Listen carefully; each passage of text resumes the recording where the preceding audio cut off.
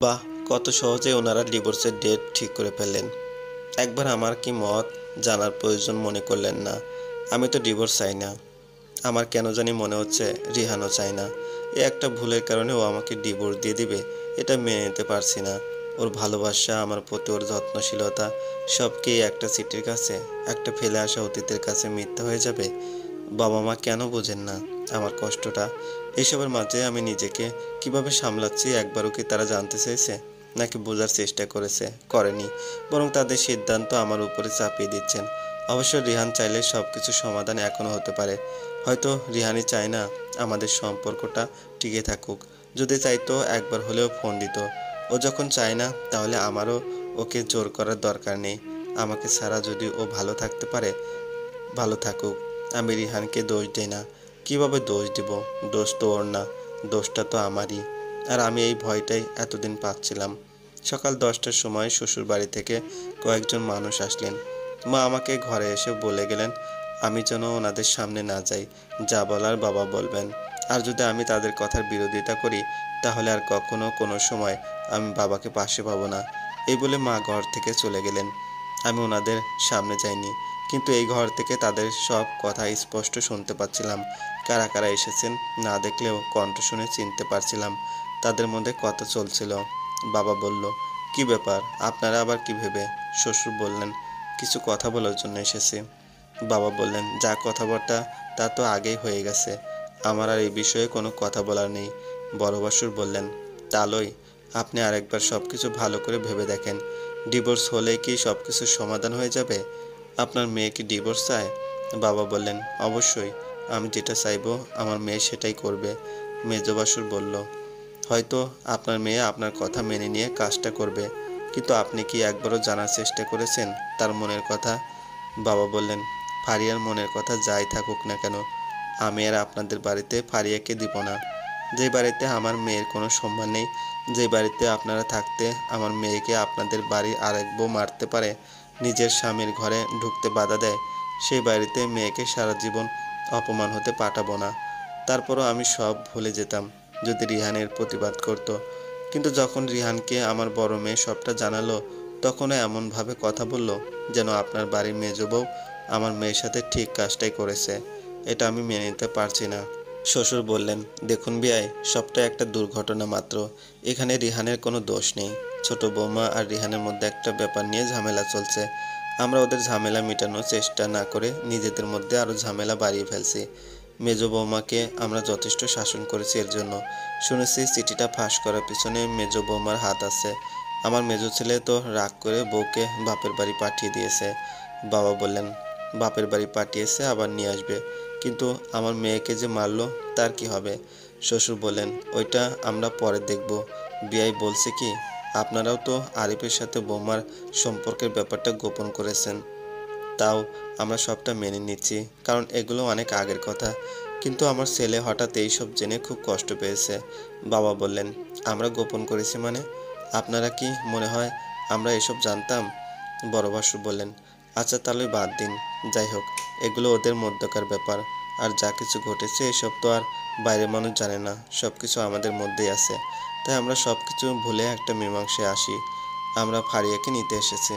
বাবা বললেন, মাফ করবেন, আমি জেনে শুনে আমার মেয়েকে ওই বাড়িতে মায়ের খেতে পাঠাতে পারবো না। আমি আমার মেয়েকে ভার্সিটিতে ভর্তি করাবো, ও লেখাপড়া করবে, চাকরি করবে, পরে ওকে ভালো ঘর দেখে বিয়ে দিব। শ্বশুর বললেন, দেখুন, আমরা কিন্তু আপনার মেয়েকে কখনো পড়াশোনা করতে নিষেধ করিনি, বরং আপনার মেয়েই আর পড়াশোনা করতে চায়নি। আর আপনিই তো বলছেন মেয়েকে আবার বিয়ে দিবেন, তাহলে দ্বিতীয় বিয়ের চেয়ে আমাদের সমঝোতা কি সঠিক পথ নয়? বাবা বললেন, যাই বলুন না কেন, আমি আমার মেয়েকে আর ওই বাড়িতে পাঠাবো না। কালকে ডিভোর্সের পর আপনারা আপনাদের মেয়েকে নিয়ে চলে যাবেন, আমাদের মেয়ে আমাদের কাছেই থাকবে। বড় বাসুর বললেন, তাহলে ফারিয়াকে দিবেন না? বাবা, না। শ্বশুর বললেন, ঠিক আছে, তাহলে কালকে আমার নাতনিকে আমরা নিয়ে যাব। এই বলে তারা চলে গেলেন। ওনাদের কথোপকথন শুনে আমার বুকের ভিতর সব চুরমার হয়ে যাচ্ছিল। রাইমাকে বুকে জড়িয়ে চিৎকার করে কাঁদতে লাগলাম। বাবা কেন এমন করছে আমি বুঝতে পারছি না, যেখানে আসল দোষটা তার মেয়ের। না, ঘুমাতে পারছি না, খুব কষ্ট হচ্ছে। বুকের ভিতরটা ভেঙে চুরে চুরমার হয়ে যাচ্ছে। যতবার মেয়ের ঘুমন্ত মুখের দিকে তাকাচ্ছি ততবারই কলিজা ছেদ হয়ে যাওয়ার মতো অবস্থা হচ্ছে। কি করব ভেবে পাচ্ছি না। আমি সব পারলেও রাইমাকে ছাড়া থাকতে পারবো না। খুব কষ্ট হচ্ছে, ইচ্ছে করছে জীবন বিসর্জন দিয়ে দেই। এই রাতের অন্ধকারে যখন সবাই ঘুমাচ্ছে আমি তখন অঝরে কেঁদে বুক ভাসাচ্ছি। একবার ভাবলাম সত্যি সত্যি আত্মহত্যা করে ফেলি, কারণ মেয়েকে ছাড়া বাঁচার চেয়ে আমার জন্য মৃত্যুই শ্রেয়। কিন্তু পারলাম না। আত্মহত্যা করার সাহস আমার হলো না। মনের যত কষ্ট অস্থিরতা সব যেন গলার মধ্যে এসে আটকে গেছে। কেমন যেন গলা শুকিয়ে বুকের ভিতর চিনচিন করছে, নিঃশ্বাস যেন বন্ধ হয়ে আছে। কোনো কিছুতেই শান্তি না পেয়ে অজু করে নামাজ দাঁড়ালাম, কারণ আমাকে যদি কেউ এই কষ্ট থেকে বের করতে পারে সেটা একমাত্র আমার আল্লাহ। নামাজ শেষে মোনাজাত ধরে অনেক কান্নাকাটি করে একটা দোয়াই করলাম, হে আল্লাহ, আপনি তো সব কিছু জানেন এবং বুঝেন। দয়া করে আমার স্বামী এবং আমার সংসার আমাকে ফিরিয়ে দিন। আমি যেন আবার স্বামী সন্তান নিয়ে সুখে সংসার করতে পারি, সেই তৌফিক দান করুন। আমাকে সঠিক সিদ্ধান্ত নিতে সাহায্য করুন, হে আল্লাহ। আর কেউ না জানুক, আপনি তো জানেন আমার মনের ভিতর কী চলছে। আপনি ছাড়া এই কষ্ট থেকে আমাকে আর কেউ মুক্তি দিতে পারবে না। দয়া করুন আল্লাহ, দয়া করুন। এসব বলে যখন অজরে কাঁদছিলাম মেয়েটা এসে পাশে বসলো। আমাকে সে জিজ্ঞেস করলো, কি হয়েছে মা, কান্না করছো কেন? নানু কি তোমাকে মেরেছে? আমি চোখের পানি মুছতে মুছতে মাথা নাড়িয়ে না জানালাম, তাহলে কি বাবার কথা মনে পড়ছে? তুমি ঘুম থেকে উঠে পড়ছো কেন বাবু? তোমাকে পাশে না পেয়ে আমার ভয় লাগছিল, তাই এখানে এসে পড়েছি। চলো বাবু, এখন আমরা ঘুমাবো। আচ্ছা মা, বাবা কবে আসবে? আর আসবে না মা, তুমি কালকে তোমার বাবার কাছে চলে যাবে। তুমি যাবে না? না। তাহলে আমিও যাব না। তোমাকে ছাড়া আমি একা একা থাকতে পারবো না। মা চলো না, আমরা বাবার কাছে চলে যাই। না মা, তোমার নানা নানু যেতে দিবে না। তাহলে চলো মা, আমরা এখনই পালিয়ে যাই, তাহলে ওরা আমাদেরকে দেখতে পাবে না।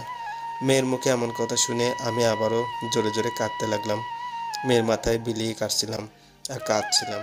এমন সময় ফোনটা বেজে উঠলো। মোবাইলটা হাতে নিতে দেখলাম রিহানের ফোন। ঘড়ি দিকে তাকিয়ে দেখলাম রাত 3টা বাজে। এত রাতে রিহানের ফোন, তাও আজ 13 দিন পরে। আমি দেরি না করে সাথে সাথে ফোন রিসিভ করলাম। হ্যালো রিহান, কেমন আছো? যেমন থাকার কথা ছিল। রিহান, তুমি আমাকে এখান থেকে নিয়ে যাও। আমি তোমাকে ছাড়া বাঁচতে পারবো না। আমি জানি আমার উপর তোমার রাগ হয়েছে, রাগ হওয়ারই কথা। তার জন্য তুমি আমাকে ইচ্ছে মতো বকো, মারো, কিন্তু এভাবে আমার হাত ছেড়ে দিও না প্লিজ।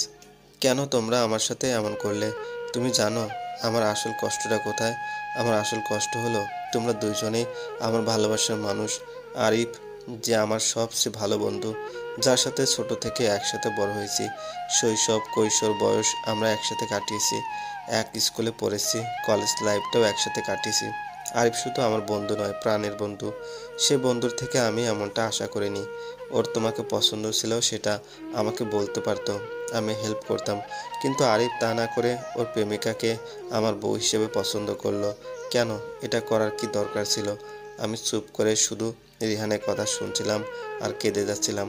আমি তো তোমাকে না দেখেই বিয়ের জন্য রাজি হয়েছিলাম, শুধুমাত্র আরিফের কথায়। ও বলেছিল তুমি অনেক সুন্দরী, পড়াশোনায় ভালো আর অনেক কিছু।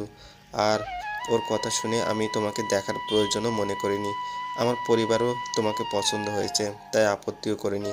একজন বন্ধুকে কতটা বিশ্বাস করলে তার কথায় বিয়ের জন্য মেয়ে না দেখে রাজি হতে পারে, তুমি বুঝতে পারছো?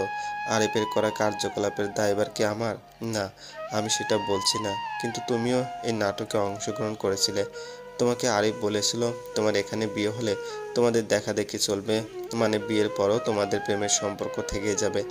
আমাকে ঢাল বানিয়ে তোমরা তোমাদের প্রেম চালিয়ে যাবে, এটাই তোমাদের উদ্দেশ্য ছিল। তুমি আরিফের সাথে সম্পর্ক চালিয়ে যাওয়ার নেশায় আমাকে বিয়ে করতে রাজি হয়ে গেলে। আর আমার সাথে বিয়ের আগে এমন অভিনয় করলে যে আমি তোমার জীবনের প্রথম প্রেম। আর আমিও বোকার মতো আমাদের বিয়েটাকে একরকম প্রেমের বিয়ে ভেবে নিলাম। রিহান, আমাকে মাফ করে দাও। তোমরা কেন এই নোংরা খেলাটা আমার সাথে খেললে? কি ভেবেছিলে দুই নৌকায় পা দিয়ে চলবে? না রিহান, তুমি আমাকে ভুল বুঝছো। তুমি সব কিছু যতটা নোংরা ভাবে দেখছো, ব্যাপারটা এতটাও নোংরা ছিল না। আমার ঘরে থেকে আমার বউ তার প্রাক্তনের সাথে সম্পর্ক চালিয়ে যাবে, এটা আমি স্বামী হয়ে কিভাবে মেনে নেব বলতে পারো? রিহান একটু মাথা ঠান্ডা করে আমার কথাটা শুনবে? তোমার আর কি বলার আছে? নিজের নোংরামি লুকাতে আর কত মিথ্যে বলবে? বিয়ের রাতে পালিয়ে যাওয়ার প্ল্যান, আজীবন প্রেমিকের সাথে প্রেম চালিয়ে যাওয়ার প্ল্যান, আর কী কী প্ল্যান ছিল তোমাদের একটু বলবে? আর এখনও যে তোমাদের সম্পর্ক নেই, এটা আমি কীভাবে বিশ্বাস করব? না রিহান, আরিফের সাথে বর্তমান আমার কোনো সম্পর্ক নেই। সব কিছু সেই 6 বছর আগেই শেষ হয়ে গেছে। কেন নেই? যার জন্য এত কিছু করলে তার সাথে এখন কোনো রকম সম্পর্ক নেই, এটা বললে কি মেনে নেওয়া যায়? তুমি মেনে না নিলেও এটাই সত্যি। তুমি কেন আমার রাতের ঘুম কেড়ে নিলে? কেন ভালোবাসার প্রতিদান হিসেবে অসহ্য কষ্ট করে একটা জীবন উপহার দিলে? তুমি জানো আমি এখন রাতে ঘুমাতে পারি না, ঠিকমতো খেতে পারি না। যে মানুষটা কখনো সিগারেট হাতে নিয়ে দেখিনি, সেই মানুষটা এখন গাঁজা খেয়ে ঘুমানোর চেষ্টা করি। অনেকেই বলে গাঁজা খেলে মরার মতো ঘুম হয়, কিন্তু কই, আমার তো তাও ঘুম হয় না। রিহান, প্লিজ তুমি এইসব নেশা করে নিজের জীবন ধ্বংসের পথে ঠেলে দিও না। ধ্বংস তো আমি হয়ে গেছি তোমার প্রেমে। আমরা কত সুখী ছিলাম, তাই না? সারাদিন কাজ শেষে বাসায় এসে যখন তোমার হাসি মুখটা দেখতাম, নিজেকে পৃথিবীর সবচেয়ে সুখী মানুষ মনে হতো। মেয়েকে যখন বুকে জড়িয়ে ধরতাম, মনে হতো এর চাইতে বড় সুখ দুনিয়াতে আর কিছুই হতে পারে না। তখন তোমার মুখটা চোখের সামনে ভেসে উঠতো, মনে হতো এই সুখ আমি তোমার কাছ থেকেই পেয়েছি। নিজেকে একজন সার্থক পুরুষ মনে হতো, কিন্তু বুঝতে পারিনি যে আমি যাকে এতটা ভালোবাসি সে আমাকে কখনো ভালোই বাসেনি। না রিহান, তুমি ভুল। আমি তোমাকে অনেক ভালোবাসি। কেন মিথ্যে বলছো? এখন আর মিথ্যে বলতে হবে না। আমার কাছে এখন সবটা জলের মতো পরিষ্কার। কেন করলে তুমি এমন? রিহান, প্লিজ একটু বোঝার চেষ্টা করো। ওইগুলো অতীত। আমি যখন পালাতে চেয়েছিলাম তখন তুমি আমার জীবনে ছিলে না। আর যখন তুমি আমার জীবনে এসেছো, আরিফ পালাতে চাওয়া সত্ত্বেও আমি কিন্তু পালিয়ে যাইনি। পালিয়ে না গিয়েও যখন দুজনে কাছাকাছি থাকতে পারছো, তাই পালানোর প্রয়োজন মনে করনি। না রিহান, আমি তোমার সাথে সুন্দরভাবে নতুন করে বাঁচতে চাওয়ার আশায় পালাইনি। আমি চেয়েছিলাম সব কিছু ভুলে তোমার সাথে বাঁচতে, তোমার সাথে সুখে সংসার করতে, এবং তাই করেছিলাম। কিন্তু হঠাৎ সব কিছু কেমন উলটপালট হয়ে গেল। ফারিয়া, সত্যি কখনো লুকানো থাকে না, আর এমন সত্যগুলো তো একদমই না। যাই হোক, আর কথা বাড়িয়ে কী লাভ? কালকে আমরা চিরজীবনের জন্য আলাদা হয়ে যাচ্ছি যখন। রিহান, আমি তোমার থেকে আলাদা হতে চাই না। আমিও চাই না। আলাদা হয়ে হয়তো তুমি আমি একসময় সব ভুলে নতুনভাবে সব কিছু শুরু করতে পারবো, কিন্তু আমার মেয়েটা, ওর জীবন থেকে কখনো অন্ধকার সরবে না। সবাই ওকে ব্রোকেন ফ্যামিলির মেয়ে বলে গালি দিবে। ভালো একটা বিয়ে দিতে চাইলেও পারবো না। মেয়ের কথা ভেবে অনেক কষ্ট হচ্ছে। আর আমার কথা, আমাকে ছাড়তে কি তোমার একটু কষ্ট হচ্ছে না? ফারিয়া, তোমার ভালোবাসাটা মিথ্যে থাকলেও আমার ভালোবাসায় কিন্তু কোনো খারাপ ছিল না। আমি কিন্তু তোমাকে সত্যি ভালোবেসেছিলাম, এখনও ভালোবাসি। কিন্তু তুমি তো আমাকে কখনোই মন থেকে ভালোবাসোনি। রিহান, আমিও তোমাকে অনেক ভালোবাসি, একদম মন থেকে ভালোবাসি। যদি ভালোই বাসতে, তাহলে সকালে যখন বাবা আর বড় ভাইদের পাঠিয়েছিলাম, তখন তুমি ওদের সাথে চলে আসতে। বাবা আমাকে যেতে দেয়নি। ওই তো বললাম না, ভালোবাসা থাকলে ঠিকই চলে আসতে। বাবা আর বড় ভাইকে তুমি পাঠিয়েছিলে, তাহলে তোমার কি মনে হয় আমার কথা ছাড়াই তারা তোমাকে আনতে গেছেন? রিহান, আমরা কি পারি না সব কিছু ভুলে নতুনভাবে জীবনটা শুরু করতে? রিহান চুপ করে আছে। দেখো, আমরা কয়েকদিন আলাদা থেকে বুঝতে পেরেছি আমরা একজন আরেকজনকে কতটা ভালোবাসি। আমরা যে কেউ কাউকে ছাড়া ভালো থাকতে পারবো না, এটা বুঝে গেছি।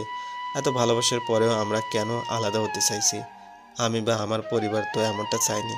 আলাদা হওয়ার ডিসিশনটা তো তোমাদেরই, আমাদের বলতে আমার নয়, শুধু বাবার ডিসিশন এটা।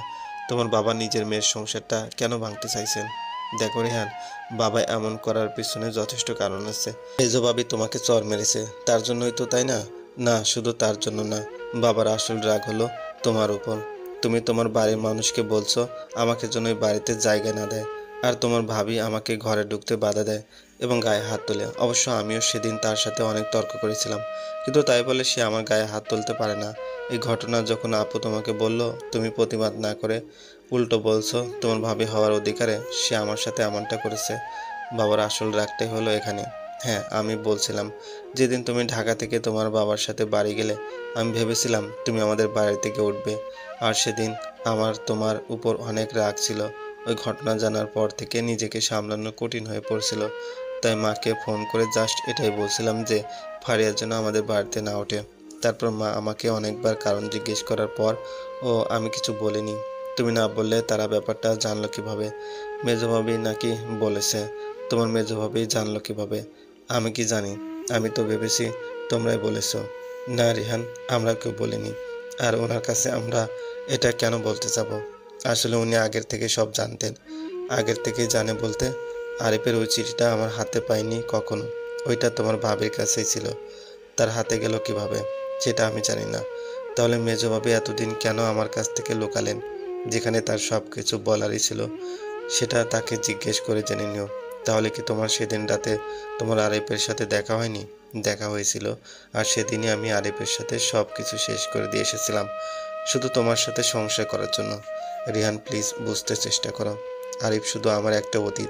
তুমি ওই অতীতকে টেনে বর্তমানটা নষ্ট করো না প্লিজ। আমার মেয়ে কেমন আছে? তোমাকে খুব মিস করে।